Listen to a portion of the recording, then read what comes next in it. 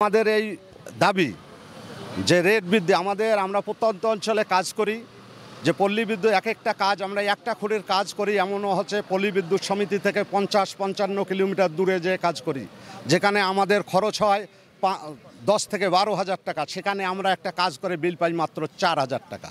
হয়তো আমাদেরকে এই দাবি না নিলে আমরা দাবি হয়তো কিছু করতে না পারলেও আমরা কর্ম থেকে বিরতি দিয়ে চলে আসব। যদি আমাদের 80% রেট বৃদ্ধি করে তাহলে আমরা ইনশাল্লাহ কাজকর্ম করতে পারবো। আর যদি এই দাবি দাবা যদি আমাদের না মানে তাহলে আমরা আবারও কর্মসূচির জন্য আমরা 80টা পল্লী বিদ্যুৎ আমরা একত্রিত হব এবং মানববন্ধন করব। তো ডেভেলপমেন্ট খাত আছে, সেখানে রেট বৃদ্ধি হয়েছে, অথচ আমাদের পল্লী বিদ্যুৎ লাইন নির্মাণ ঠিকাদারের মজুরি 1 টাকাও বৃদ্ধি হয়নি। সে কারণে আমরা বর্তমানে আমাদের ছেলে সন্তানদের নিয়ে মানবতর জীবনযাপন করতেছি।